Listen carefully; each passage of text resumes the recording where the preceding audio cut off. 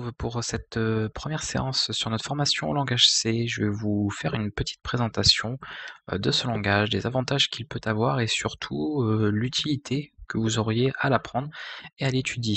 Le langage C, il faut savoir qu'il a été, inventé. Alors c'est un langage qui a évolué, hein, à la base il ne s'appelait pas comme ça. Il y a eu le langage B, il y a eu plein d'autres langages avant qui ont amené au langage C par 2 personnes en particulier, Dennis Ritchie que vous voyez ici à droite et Ken Thompson qui était l'inventeur du langage B, qui a donc été repris pour pouvoir former le langage C que nous connaissons aujourd'hui. Donc ça, c'est l'historique, bref que je peux vous faire sur, le langage et sur ces 2 personnes à connaître, qui bien évidemment ont fait évoluer les différents langages pour les amener à ce que nous connaissons aujourd'hui et qui évoluent encore maintenant, puisque ce sont des langages, même s'ils ont été fondés dans les années, 1970, continuent de progresser et on voit l'ajout de nouvelles fonctionnalités. Justement, en parlant donc du langage en lui-même, le langage C est un langage dit de programmation impérative. Ça veut dire que le langage fonctionne via une suite d'instructions. Alors je vais pas vous montrer un exemple de code pour le moment, on verra ça dans la séance suivante. Par contre, vous verrez, je vous l'expliquerai, on parlera d'instructions, c'est-à-dire un ensemble de commandes qui sont à suivre, au fur et à mesure, en fait, de manière séquentielle et le programme les réalise, voilà, une par une, en fait, il réalise chacune des tâches et il traite comme ça tout le fichier, donc tout l'ensemble du programme, jusqu'à sa fin, tout simplement. Donc ça, c'est dit impératif. C'est ce qu'on retrouve dans beaucoup de langages de programmation d'ailleurs, hein. C'est une méthode de programmation qui est quand même, relativement populaire et ce qu'il faut savoir également, c'est que le langage C est un langage compilé, c'est-à-dire que nous allons avoir un code source. Un code source, nous allons donc taper le code de notre programme dans des fichiers. Nous allons ensuite utiliser un outil, ce qu'on appelle le compilateur. Je ne vais pas détailler, le compilateur en lui-même, c'est pas le sujet de ce genre de formation. Si vous voulez en savoir plus sur toutes les méthodes de compilation et cetera, je vous invite éventuellement à, voir ma formation sur le hacking. Là, je parle beaucoup plus en détail déjà des, étapes de compilation, exactement et en plus avec le langage C, puisque c'est un langage que vous pourrez retrouver dans cette formation également. Donc petite parenthèse faite, c'est un langage compilé, c'est-à-dire que la machine, si vous le savez ou non, mais peu importe, ne comprend que le langage binaire, donc qui est constitué de 0 et de 1 par rapport, justement, à son fonctionnement d'origine et le langage que nous allons évidemment utiliser pour programmer n'est pas composé de 0 et de 1, sinon ce serait parfaitement illisible, parfaitement compliqué également. On a donc une certaine syntaxe qui a été créée et à partir de là, le compilateur va traduire, entre guillemets, notre syntaxe à nous en langage machine, donc en binaire, pour pouvoir être lu et exécuté par un ordinateur qui lui ne connaît que les 0 et des 1. Il fait vraiment des choses très très simples et c'est tout ça qui permet de complexifier certains traitements. Ça, c'est pour la partie compilation. Le langage C, c'est également un langage que alors, on qualifie souvent les langages de programmation de haut niveau, de bas niveau, etc. Comprenez déjà que c'est quelque chose qui est très subjectif et très relatif surtout. C'est-à-dire qu'on peut avoir un langage qui est haut niveau par rapport à un autre, mais qui est bas niveau par rapport à d'autres choses. Donc c'est pas forcément très fiable comme information, mais en tout cas, on peut qualifier quand même le langage C de haut niveau, si vous voulez, du fait qu'il a une syntaxe qui est simplifiée par rapport à d'autres langages comme les langages d'assembleur. Par contre, il est plutôt qualifié de bas niveau dans la mesure où nous allons directement travailler sur la mémoire. C'est-à-dire qu'on va gérer la mémoire, on va faire de l'allocation en fait de la mémoire, c'est-à-dire de réserver un espace dans la mémoire de l'ordinateur pour pouvoir stocker des informations. Chose qu'il faut prévoir la place, etc. Alors que sur certains langages dits de plus haut niveau, que le langage C, on n'aurait pas forcément besoin de faire ça. C'est On stocke les données et c'est le programme en fait après qui se charge de les allouer correctement et surtout de les libérer, puisque si vous ne libérez pas après les données à la fin du programme, elles restent dans la mémoire et c'est comme ça qu'on finit par saturer la mémoire. Donc ça, voilà, c'est à retenir quand même. Le langage C est un langage compilé, c'est un langage dit de haut niveau si on compare par rapport au langage proche du langage machine, mais ce sont quand même des langages relativement bas niveau si on compare au langage Java, au langage C#. Ces langages un peu plus récents qui, eux, par exemple, disposent d'un système de libération de mémoire, ce qu'on appelle un garbage collector, un ramasse-miettes, que le langage C, par exemple, n'a pas. Donc c'est relatif, hein, je vous dis, cette histoire de bas niveau, haut niveau. Il n'y a pas une des deux réponses qui est plus fausse que l'autre en réalité, c'est selon là où on se place, selon le point de vue. Alors il est bas niveau par rapport au C# au Java, mais il est haut niveau par rapport au langage d'assembleur par exemple. Ça c'est pour la petite histoire, enfin la petite histoire en tout cas, la petite présentation rapide, la petite description du langage. Du coup, la question à vous poser, c'est, pourquoi apprendre le C? Pourquoi effectivement, voilà, quel intérêt, vraiment de quel avantage déjà il peut avoir? C'est surtout, voilà, quel avantage il peut avoir et qu'est-ce qu'il peut apporter? Alors le langage C, comme je vous l'ai dit, il a été, créé dans les années 70. Le gros avantage de ça, c'est qu'il y a des dizaines d'années qui sont passées, que le langage du coup a un vécu. Il a eu le temps de souffrir évidemment de nombreux bugs, de nombreux problèmes, et profiter de nombreuses corrections. Là, c'est plus d'en profiter que d'en souffrir, pour être amélioré, pour apporter des nouvelles fonctionnalités, du nouveau contenu, ce genre de choses. Donc ça, c'est quand même un très bon point. On a ensuite la partie, et ça faut le prendre en compte, le fait que le langage est ouvert, c'est-à-dire en réalité le langage C n'appartient à personne. Même s'il a été créé par des gens, ils n'en n'ont pas la, si vous voulez, ils n'ont pas décidé d'avoir la propriété. Même c'est pas un langage propriétaire. Ça veut dire que vous pouvez le réutiliser sans problème. Vous pouvez très bien vendre un produit qui a été programmé dans le langage C sans souci. Vous n'aurez pas de compte à rendre aux auteurs qui ont créé ce langage-là. Donc on parle de standard ouvert. Pourquoi on parle de standard? On parle également de normes, tout simplement parce que le langage au début, c'est comme tout, quand on commence à créer quelque chose, surtout de cette ampleur, on commence sur des, voilà, on part sur un peu tout et n'importe quoi, et après on essaye de hiérarchiser les choses, de les organiser, voilà, d'avoir quelque chose qui soit clair, et pour que le langage soit un peu le même partout, que le langage C reste le même au niveau de sa syntaxe, au niveau de ses méthodes, au niveau de ses règles, on a créé des normes, on a normalisé le langage. Vous avez peut-être du coup entendu parler des normes C89, C99, C11, donc, ou les normes ANSI, ce genre de choses, ce sont tout simplement une espèce de feuille de route, une feuille de règles qui est assez imbuvable, hein, pour quelqu'un qui n'a pas l'habitude, même déjà pour ceux qui ont l'habitude, où il y a tout un ensemble de règles en fait à suivre concernant le langage. Ça peut être sur des règles de codage, ça peut être sur la syntaxe, ça peut être sur des méthodes de, on va dire, le savoir-faire, quoi, sur les méthodes de programmation, etc., etc.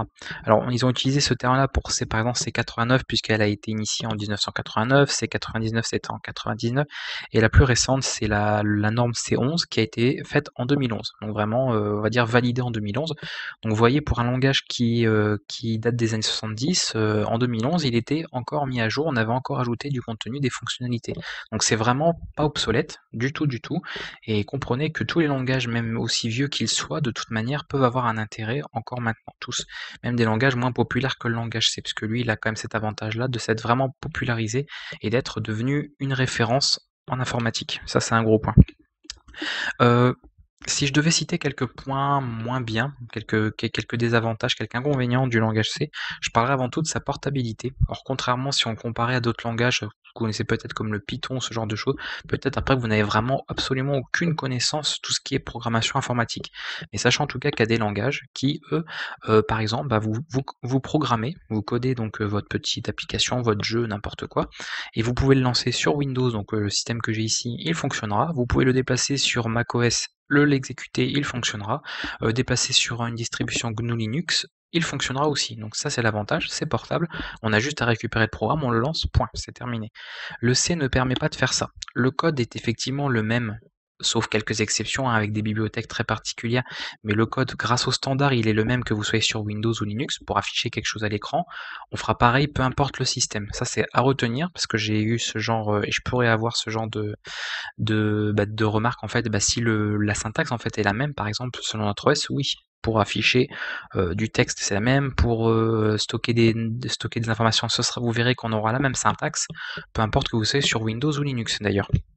Donc du coup, il manque quand même cette portabilité qui fait que quand on va compiler, quand le compilateur va faire la version binaire du programme, cette version binaire, elle, ne fonctionnera que sur le système sur lequel vous avez compilé.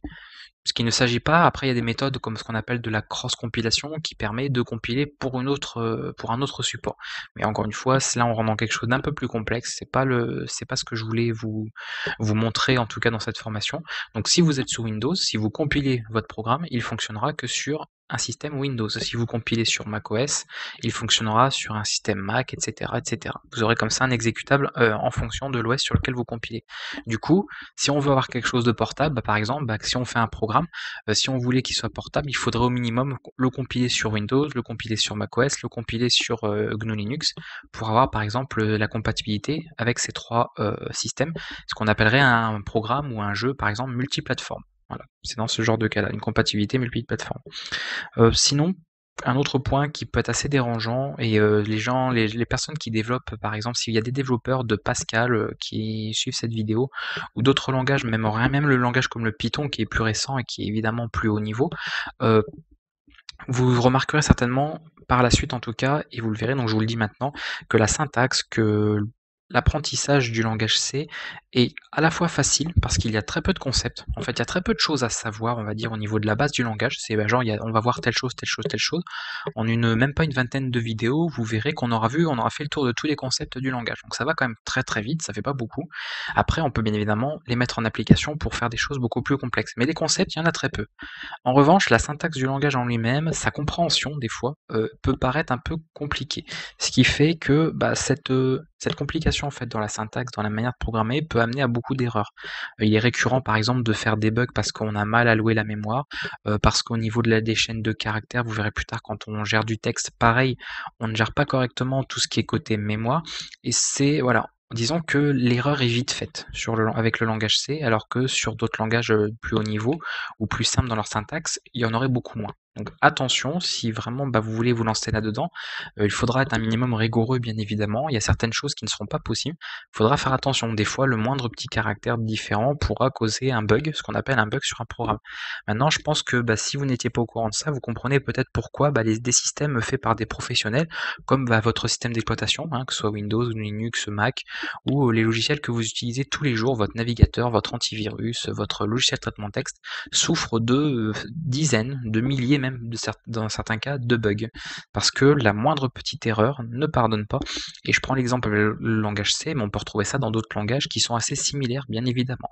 C'est vraiment difficile de produire, voire même impossible de toute manière, de produire un programme 100% parfait qui ne qui n'a aucun bug, aucune erreur, et qui soit fonctionnel partout. Parce qu'après, il y a l'histoire de matériel, il faut que que ça gère en compte, que ça prenne en compte, pardon, bah, tout ce qui est fait dans le programme, que le système le supporte, etc. Donc il y a énormément de facteurs qui peuvent faire que bah, le programme au final chez vous ne fonctionne pas bien et qui pourrait très bien fonctionner chez un autre, ou alors qu'il dispose d'un petit bug qui vient complètement casser son fonctionnement. Ça peut aller très très vite. Donc vraiment ce point est à prendre en compte.